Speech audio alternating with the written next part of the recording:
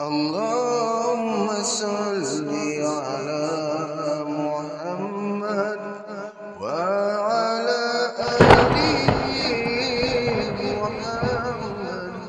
اللهم صل على محمد وعلى آل محمد.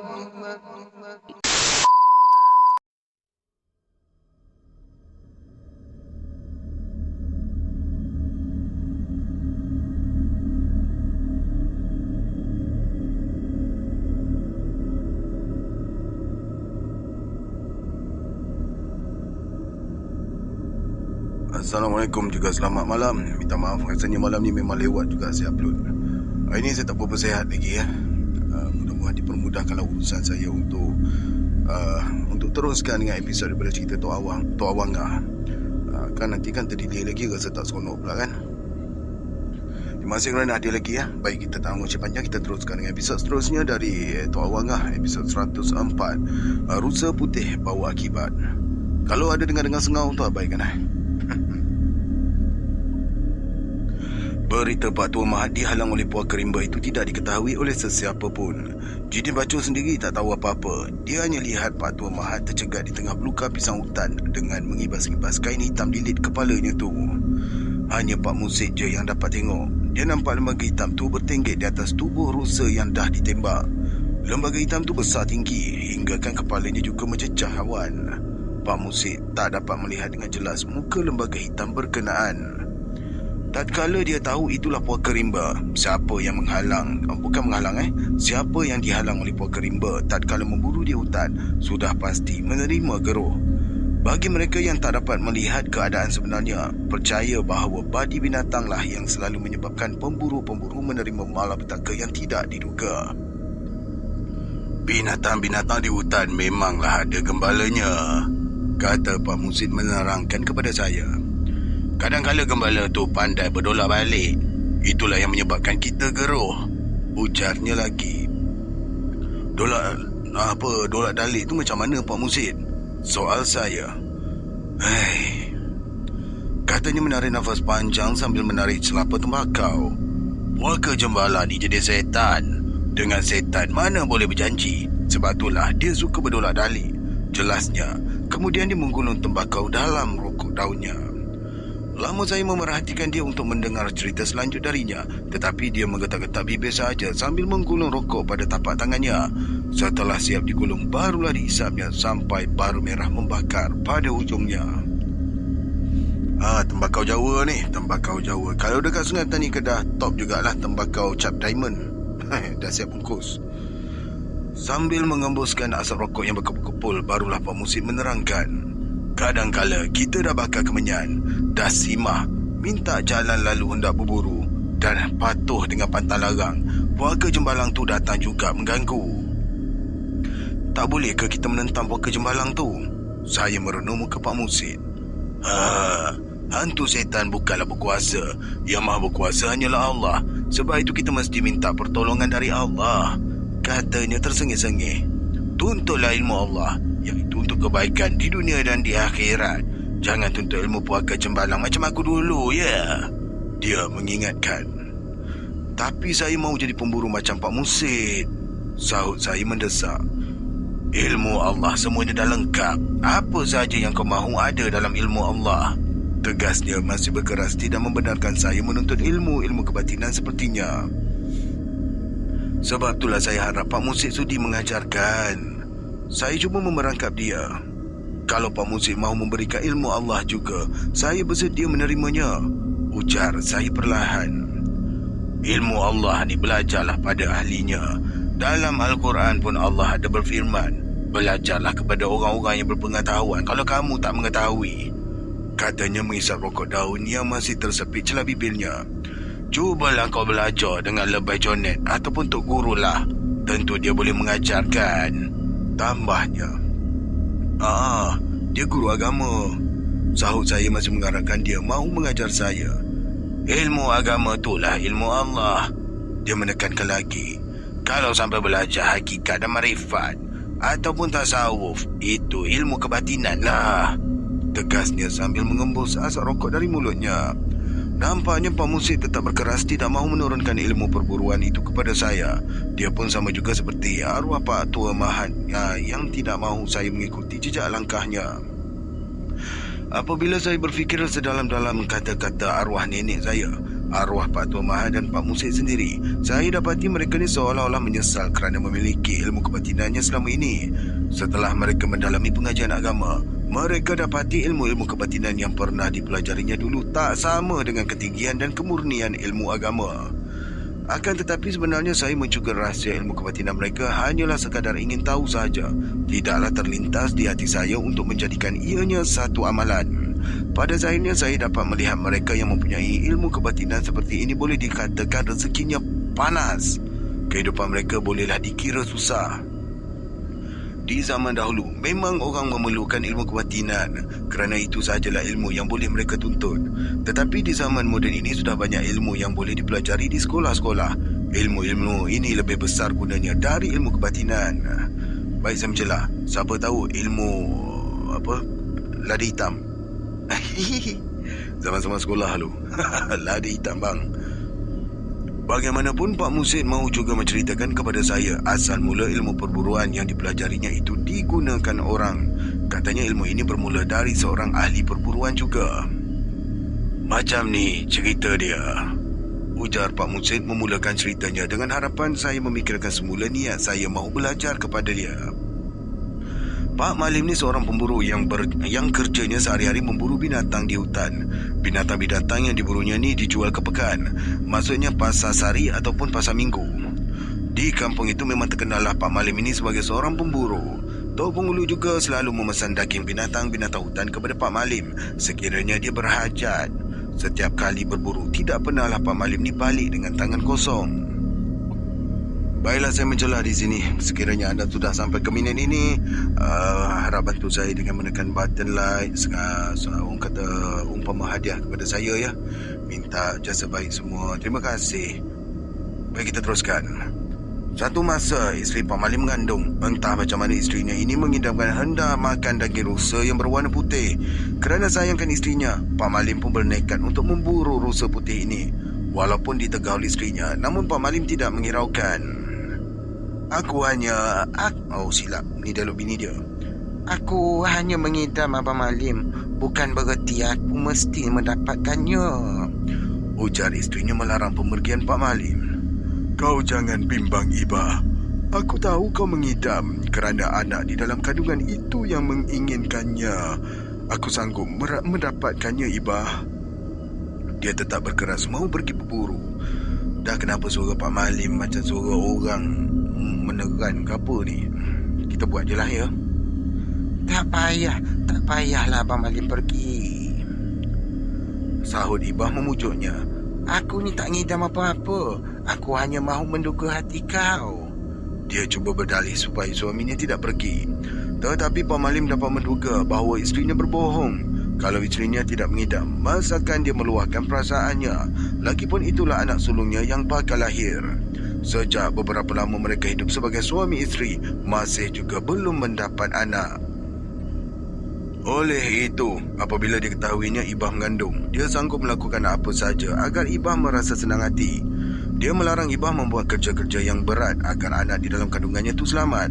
Sehinggakan untuk memasak nasi dan gulai pun tak dibenarkannya Ibah melakukan. Demikianlah sayangnya Pak Malim kepada Ibah. Dia sangat berharap agar Ibah selamat melahirkan anak yang diidam-idamkannya selama ini. Sebab itulah Ibah memberitahu dia mengenai keinginannya mahu memakan daging rusa berwarna putih. Pak Malim bertekad untuk memburunya. Dia mesti mendapatkan rusa putih itu supaya isterinya tidak kempunan.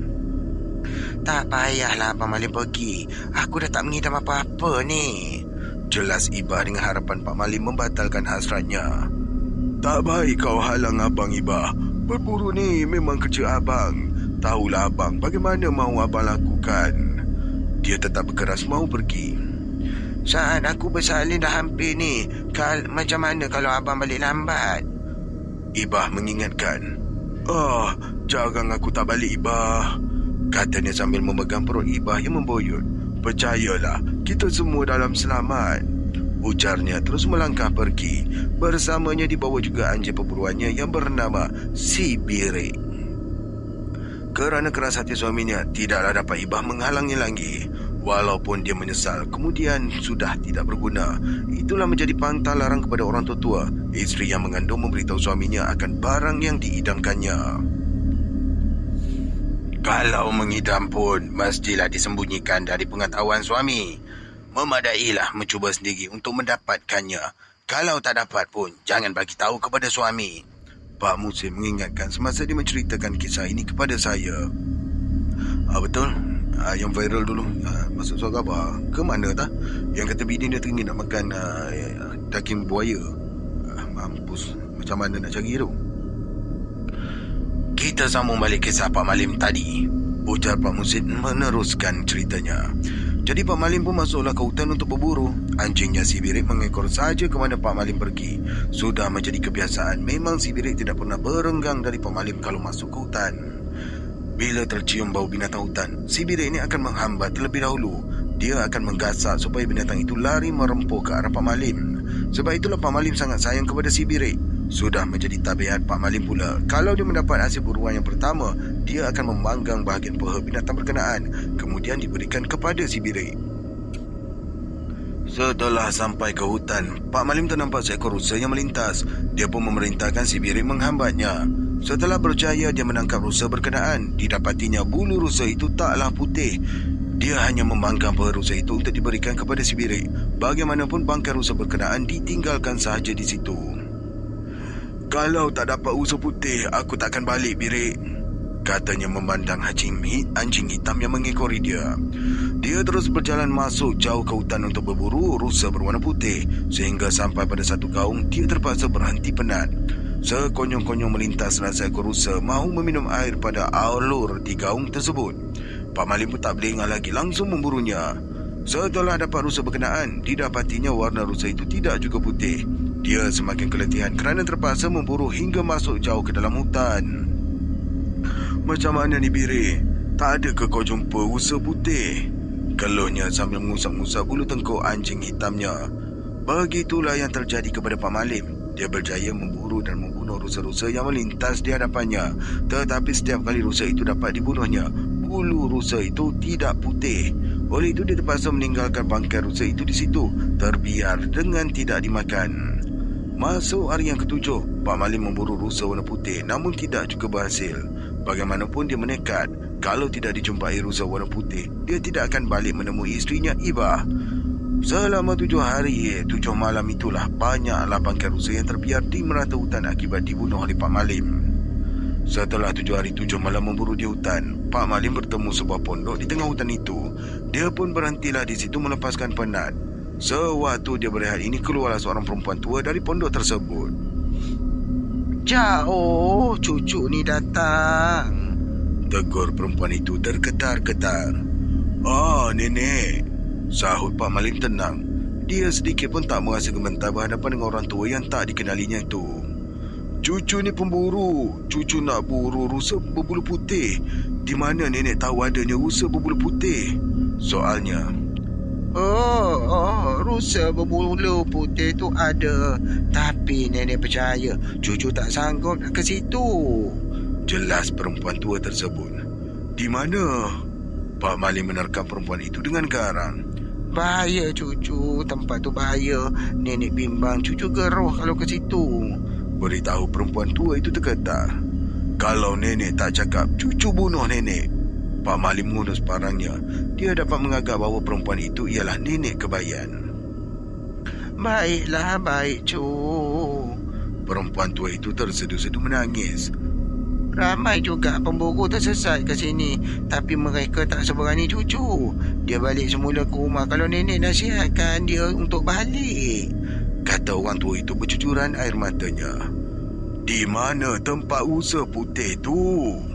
Jerkah Pak Malim tak sabar mahu memburu rusa putih yang diidamkan oleh isterinya. Kalau cucu berkeras juga, nenek tak dapat nak menolong, sahutnya perlahan. Cucu, tujulah ke matahari hidup dari sini. Di sebalik bukit tu nanti, cucu berjumpalah dengan orang yang mengembala rusa putih tu. katanya menahan rasa sedih. Setelah mendengar penerangan dari nenek kebayan itu, Pak Malim pun menuju kepada matahari hidup bersama dengan si Birek. Perempuan tua tersebut memerhatikan sahaja dengan linangan air matanya. Sejak Pak Malim pergi berburu rusa putih, lenyaplah kisahnya di kampung. Ibah juga sudah selamat melahirkan anak lelaki. Berita kehilangan Pak Malim sewaktu pergi memburu itu juga disampaikan kepada Tok Penghulu. Orang-orang kampung sudah disuruh oleh Tok Penghulu mencari Pak Malim di hutan. Mereka yang masuk ke hutan hanya menjumpai bangkai-bangkai rusa yang diburu oleh Pak Malim. Bangkai-bangkai itu juga ada setengahnya sudah tinggal tengkorak sahaja. Akhirnya, orang-orang kampung berputus asa mahu mencari Pak Malim. Oleh itu mereka berpendapat yang Pak Malim sudah hilang ketika berburu. Tok Penghulu juga sudah habis ikhtiar untuk menolong Ibah mencari Pak Malim. Pak Malim tu bukan sebarang pemburu. Kalau tak geruh dia, siapa pun tak boleh menentang dia, kata Tok Penghulu mengingatkan Ibah supaya bersabar. Ibah tahu Tok Penghulu berikhtiar mahu menolongnya, tetapi apa daya orang-orang kampung tak dapat mencarinya. Kalau Pak Malim mati diterkam binatang puas, setidak-tidaknya ada juga kesan si Birek juga tentu ada bersamanya. Dengan terjumpanya bangkai-bangkai rusa bergelimpangan oleh orang kampung, terbuktilah bahawa Pak Malim bernekat mahu mencarikannya rusa putih itu. Dan dia percaya yang Pak Malim bernekat mencari rusa putih tersebut sehingga lupa mengenai isterinya yang sedang mengandung. Di sinilah timbul rasa kesal di hati Ibah, tetapi semuanya sudah berlalu. Suami kesayangannya sudah bernekat tidak akan balik selagi tidak menemui rusa putih berkenaan. Sehinggalah 20 tahun berlalu, berita mengenai Pak Malim hilang begitu sahaja. Anak lelaki Ibah yang bernama Karyum sudah menjadi anak muda yang tampan. Ini Karyum ke Kerimun ni? Tapi kita jalan dulu. Berita mengenai kehilangan ayahnya Pak Malim ketika memburu rusa putih yang diidamkan emaknya tatkala mengandungkan dia itu sudah diketahui juga oleh Kerimun. Kat sini dia tulis Karyum. Nama dia sebenarnya Kerimun Biarlah Kerimun mencari ayah, mak, kata Kerimun meminta izin dari emaknya. Kalau ayah masih hidup, tentu Kerimun dapat menemui dia. Boleh jadi ayah malu untuk balik ke kampung kerana dia gagal mendapatkan rusa putih itu, ujarnya meyakinkan Ibah. Walaupun berat hati Ibah mahu melepaskan anaknya Kerimun, namun dia terpaksa juga merelakan. Kerimun berkeras mahu mencari ayahnya semula. Dia merasa bertanggungjawab untuk menemukan kembali ayahnya yang menghilang selama 20 tahun itu. Setelah mendapat pedoman dari emaknya mengenai rupa ayahnya dan anjing pemburu si Birek itu, Kerimun pun masuk hutan dengan ditemani oleh anjingnya berwarna kuning bernama Kumbang. Bersamanya dibawa juga lembing kepunyaan ayahnya yang bernama Lembing Berambu. Kerimun mengikut arah ke hutan seperti yang diceritakan oleh orang-orang kampung kepada emaknya. Dia berjalan itu, mata lembingnya dihentak-hentak ke tanah sambil dia menyeru, "Akulah Malim Kerimun, pawang segala pawang, puyang segala puyang, dukun segala dukun. Kalau tak geruh aku, jangan siapa pun melintas menghalang. 7 tanggam pupus anak cucu kau." Setiap kali dia menghentakkan mata lembingnya, setiap kali pula si Kumbang menyalak sambil menegadah ke langit. Puas berjalan masuk hutan, keluar hutan, naik bukit menuruni lurah, mengharungi selut dan paya.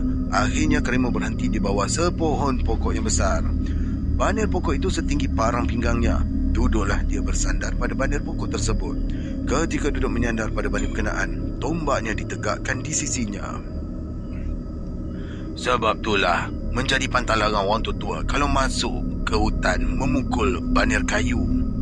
Jelas Pak Musik ketika bercerita itu, orang tua juga melarang menikan ikan besi ke tanah semasa masuk ke hutan, sama ada berburu atau lain-lain, jelasnya. Selanjutnya dia menerangkan, Kerimun berhenti di bawah pokok itu untuk melepaskan penatnya. Tiba-tiba tergeraklah di hatinya supaya menyusur lereng bukit yang berdekatan menuju ke arah matahari hidup. Dia pun mencuit punggung si Kumbang, terus berjalan menyusur lereng bukit berkenaan. Kemudian sampailah dia kepada sebuah pondok buruk yang diperbuat dari ruyung nibung. Atapnya juga diperbuat dari daun nibung yang dianyam. "Kur, tok nenek moyang, jangan tegur siapa. Anak cucu nak tumpang berteduh. Ini Malim Kerimun, pawang segala pawang, puyang segala puyang, dukun segala dukun." Dia berseru 3 kali sebelum duduk di tangga pondok tersebut. Tidak lama kemudian keluarlah seorang perempuan tua dari pondok berkenaan. Rambutnya putih berjurai sampai ke tumit. Mukanya berkedut-kedut hodoh. Jalannya bongkok sambil bertongkat. Jauh ke cucu datang? Tegurnya tergetar-getar. Jauh tak jauh, dekat tak dekat. Kalau tak ada hajat tak sampai cucu ke sini. Sahut Karimun tersenyum mengerling perempuan tua itu. Apa hajat cucu? Besar ke hajatnya?